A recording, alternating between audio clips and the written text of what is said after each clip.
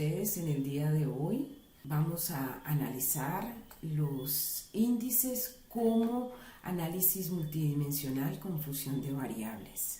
Yo soy María Gertrudis Roa, profesora del Departamento de Ciencias Sociales de la Universidad del Valle, y este módulo corresponde al curso de análisis cuantitativo. Una fundación desea intervenir en el barrio La Esperanza. Para ello necesita conocer la composición demográfica de los hogares que están ubicados en estratos 2 y 3 de la ciudad. Un grupo de sociólogos aplicó la encuesta denominada Ingresos y Hogar en Cali a una muestra de hogares. En el análisis de los hogares se quiere saber acerca de los patrones de consumo de estos hogares, cómo se administran los recursos del hogar cuando se va a la compra del mercado. Para saber esto, se construye un índice de consumo de acuerdo con los patrones de compra que tiene el administrador de los recursos del hogar. La pregunta de investigación es cuáles son los patrones de consumo del hogar. Y tenemos un conjunto de subpreguntas. ¿Quiénes son más despilfarradores, los hombres o las mujeres? ¿Cuáles hogares gastan más, los pobres o los no pobres? Para saber los patrones de consumo, se necesita construir un índice de consumo, de acuerdo con los patrones de compra que tiene el administrador. Un índice es la medición de la parte observable de un determinado fenómeno social que permite valorar otra porción no observable de dicho fenómeno. Es como si se pasara de lo latente a lo manifiesto.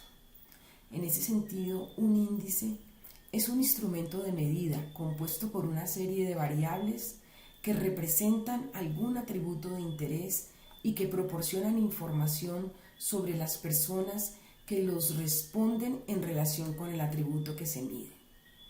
Castro dice que es una variable proxy, o sea, de 0 y 1, que indica determinada información sobre la realidad que no se conoce de forma completa o directa por su complejidad o la dificultad de encontrar parámetros objetivos de medición.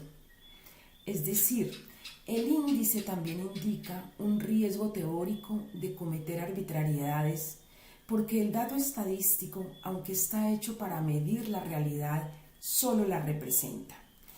Es la perspectiva teórica que nosotros escogemos la que determina qué se mide y cómo se mide en la realidad. Entonces, un índice básicamente se construye con variables binarias y un índice siempre es numérico y se encuentra normalizado usualmente entre 0 y 1. Realmente el índice es una lectura sucinta, comprensible y científicamente válida del fenómeno que queremos estudiar. Permite observar realidades complejas de la vida social. Es decir, el índice reduce de forma simple una gran cantidad de datos, en este caso llamados variables. Mantiene la información esencial de lo que se quiere medir y jerarquiza sus componentes a través de ponderaciones.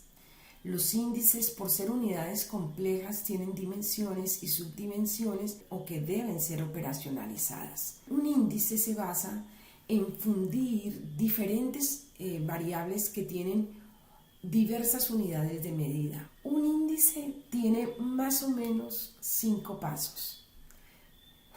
En primer lugar, hay que definir los objetivos del índice. Segundo, diseñar el índice. Tercero, preparar las variables del índice. Cuarto, generar el índice. Y quinto, analizar el comportamiento del índice. Vamos paso por paso. Primero, definir los objetivos del índice a la luz de la teoría. Todas las decisiones instrumentales deben estar respaldadas por un cuerpo teórico, siempre. Entonces, lo primero es definir operativamente los conceptos y seleccionar conceptos o definiciones conceptuales que se puedan operativizar, es decir, que tengan un nivel intermedio de abstracción. Segundo, tenemos que identificar dimensiones y subdimensiones.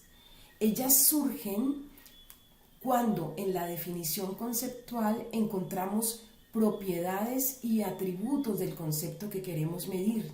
Luego tenemos que definir las ponderaciones. Hay que decidir si las dimensiones que conforman el índice presentan iguales niveles de importancia frente al concepto, es decir, digamos, preponderancia analítica.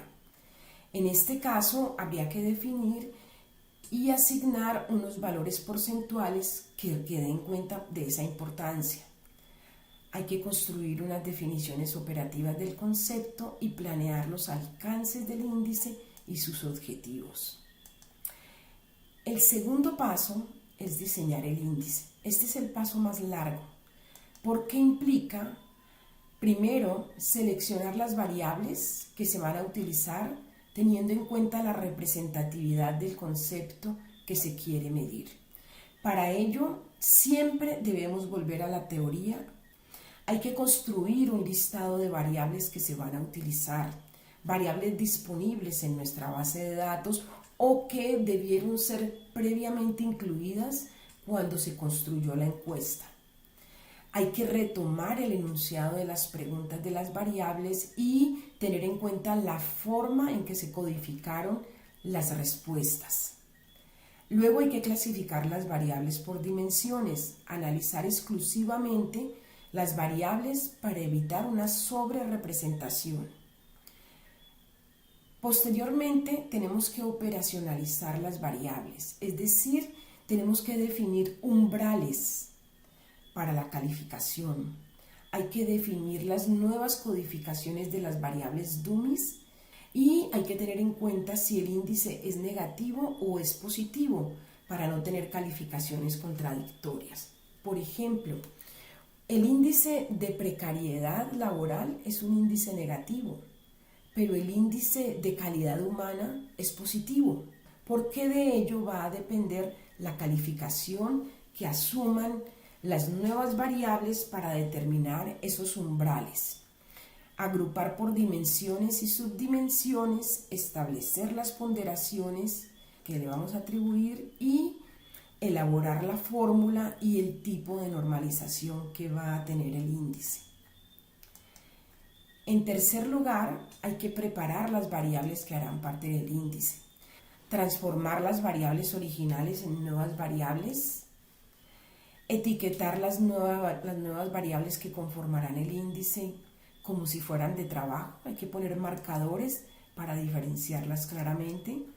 Vamos a generar el índice en cuarto lugar, agrupando las variables por las dimensiones y luego calculando el índice, sumando todas las dimensiones y variables e incorporando las ponderaciones.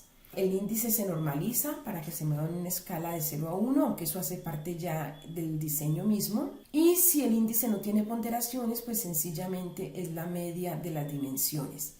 Vamos a verificar luego la nueva variable y teniendo en cuenta que el índice no utiliza etiquetas de valor porque es numérico y además de eso es adimensional. Como proceso de validación estadística, si quisiéramos y en un nivel mucho más avanzado, se podría realizar un análisis factorial confirmatorio con las variables involucradas en el índice para demostrar que no hay variables que no aportan nada a la construcción del índice. En quinto lugar, hay que analizar el comportamiento del índice. Para ello es necesario describir cada una de las variables por separado en su formato original. Luego de escribir el índice a nivel numérico, podemos hacerlo a través de un Box-plot, de un histograma. Hay que aplicar una prueba de normalidad, puede ser la prueba de Kolmogorov-Smirnov. A partir de los resultados de la prueba, determinar qué tipo de estadísticos vamos a utilizar. Por último, deberíamos en principio transformar la variable numérica en una variable ordinal para establecer niveles dentro del índice que nos permitan hacer mejores descripciones. Allí podremos realizar análisis segmentados por características relevantes que permitan comparar los grupos. Y luego, si queremos, establecer relaciones con otras variables para tipificar la muestra en función del índice que hemos creado.